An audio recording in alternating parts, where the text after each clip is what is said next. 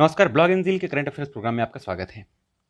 आज का टॉपिक है व्यापार माला एक्सप्रेस। व्यापार माला एक्सप्रेस के तहत भारत की पहली ट्रेन चलाई गई है जो दिल्ली के किशनगंज से चलेगी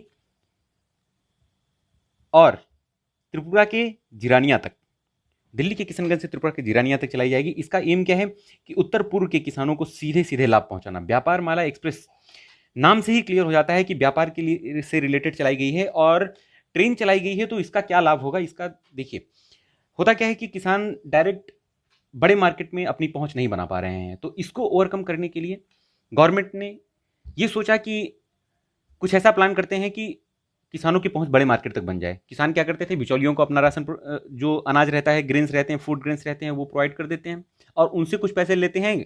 मेन फायदा इसमें बिचौलियों को होता था। तो बिचौलियों को ओवरकम करने के लिए गवर्नमेंट ने ये पहल की है व्यापार माला एक्सप्रेस। व्यापार माला एक्सप्रेस में बहुत ज़्यादा इंपॉर्टेंट हो जाता है कहाँ से कहाँ तक के बीच में चली है। दिल्ली के किशनगंज से त्रिपुरा के जिरानिया तक। त्रिपुरा के जिरानिया तक इसका मेन एम है कि जो उत्तर पूर्व इंडिया है उसको डेवलप करना। हमारा उत्तर पूर्व इंडिया अभी काफ़ी हद तक पीछे है नॉर्थ और सेंट्रल साउथ के मुकाबले में देखा जाए तो जो नॉर्थ ईस्ट का एरिया है उसको थोड़ा वहाँ के किसानों को ज़्यादा फायदा पहुँचाने के लिए, ज़्यादा लाभ पहुँचाने के लिए इसकी पहल की गई है। देख लेते हैं कहाँ से कहाँ के बीच में चली है। ये मैप में आप देख रहे हैं, यहाँ पे दिल्ली है,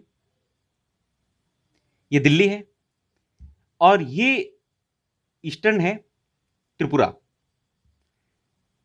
क्लियर है, दिल्ली और त्रिपुरा, इसके बीच में ये ट्रेन चलाई गई है। ये रूट आप देख रहे हैं, कुछ ऐसा रूट है इसका।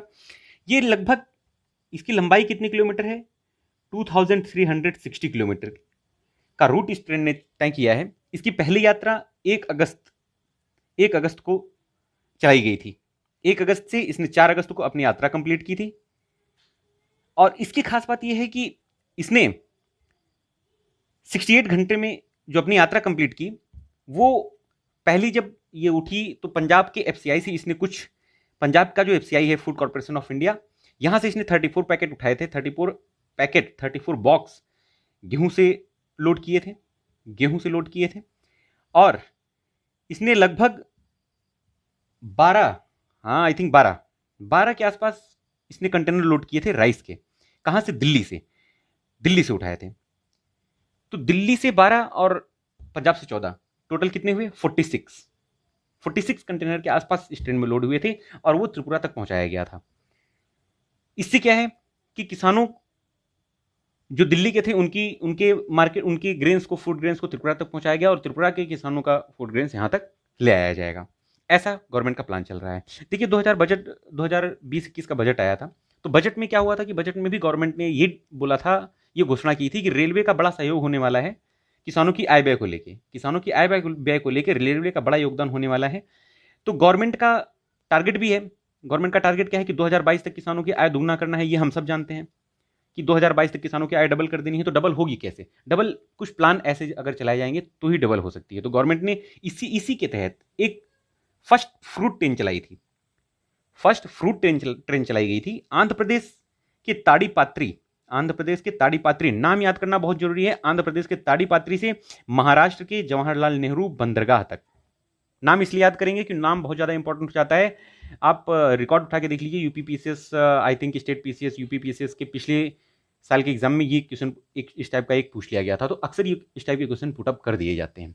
तो हम इन सब चीजों को ओवरकम करने के लिए ये टॉपिक कवर कर रहे हैं कि आंध्र प्रदेश के तड़ीपात्री से पहली फ्रूट ट्रेन आंध्र प्रदेश के तड़ीपात्री से चलाई गई थी और महाराष्ट्र के जवाहरलाल नेहरू बंदरगाह तक। अब देखिए, जवाहरलाल नेहरू बंदरगाह की बात आ जाती है तो बंदरगाह में ट्रेन गई, फ्रूट पहुंचाया, तो इसका क्या मतलब हुआ कि इसका सीधा सीधा मतलब यह जाता है कि बंदरगाह में पहुंचने का मतलब यह है कि बंदरगाह से आगे भी पोर्ट किया जा सकता है। बंदरगाह से आगे ये ईरान में जाएगा भाई, बंदरगाह से आगे ये ईरान में जाएगा। मैप में देख लेते हैं, ये है महाराष्ट्र, ये एरिया महाराष्ट्र का है। महाराष्ट्र में यहां पे है जवाहरलाल नेहरू एयरपोर्ट और यहां से चलेगा कुछ आगे जाके, ये पाकिस्तान का एरिया होगा, आगे जाके ईरान। ठीक है, ये है गवर्नमेंट का टारगेट। इसमें क्या है कि महाराष्ट्र जो जवाहरलाल नेहरू पोर्ट पे पहुंचेगा बंदरगाह से, वहां से ईरान में जाएगा। और केले बनाना के व्यापार को ज्यादा बढ़ावा दिया गया है। इसमें केले के व्यापार को बढ़ावा दिया गया है ईरान भेजा जाएगा। इससे सीधे सीधे किसानों को फायदा मिलेगा। किसानों को डायरेक्ट ट्रेन में लोड करना है, गवर्नमेंट उसको पे करेगी और गवर्नमेंट उसका रेवेन्यू और वो सब गवर्नमेंट, इसमें बहुत ज़्यादा फायदा होने वाला है। गवर्नमेंट के पास जाएगा उसका रेवेन्यू, गवर्नमेंट को भी फायदा होने वाला है और किसानों को भी सीधा सीधा फायदा होने वाला है। और पहली किसान रेल चलाई गई थी देवलाली से। इसी के तहत किसानों की आय दुगनी करने के तहत 2022 तक ये सब प्रोग्राम चलाए जा रहे हैं। देवलाली के दानापुर से लेके देवलाली से लेके दानापुर के बीच में चलेगी। देवलाली कहाँ है बताइए बताइए, देवलाली कहाँ है? देवलाली हमारा महाराष्ट्र में है देवलाली, महाराष्ट्र में है। महाराष्ट्र के देवलाली से चलेगी बिहार के दानापुर तक। याद रखेंगे हम, बिहार के दानापुर तक चलेगी। ये फर्स्ट किसान रेल है। इसमें फ्रूट और वेजिटेबल्स का ही व्यापार होगा। फ्रूट और वेजिटेबल्स एक प्लेस से दूसरे प्लेस तक पहुंचाए जाएंगे। और इसमें यह है कि इसमें कंटेनर रैक टाइप के बने हुए हैं। रैक कैसे बने हुए हैं?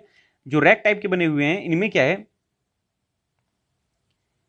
कि आप रैक बुक कर सकते हैं। किसान अपनी सामान के हिसाब से रैक बुक कर सकता है। अगर आप चाहें तो 2 रैक बुक कर सकते हैं, अगर आप चाहें तो 1 रैक बुक कर सकते हैं। और हाँ, इसमें डीप फ्रीजर की भी सुविधा दी गई है। डीप फ्रीजर अगर होगा तो डीप फ्रीजर से हम मिल्क का भी व्यापार किया जा सकता है। किसान मिल्क का भी व्यापार कर सकते हैं। तो डीप फ्रीजर की भी सुविधा इन कंटेनरों में प्रोवाइड कराई गई है।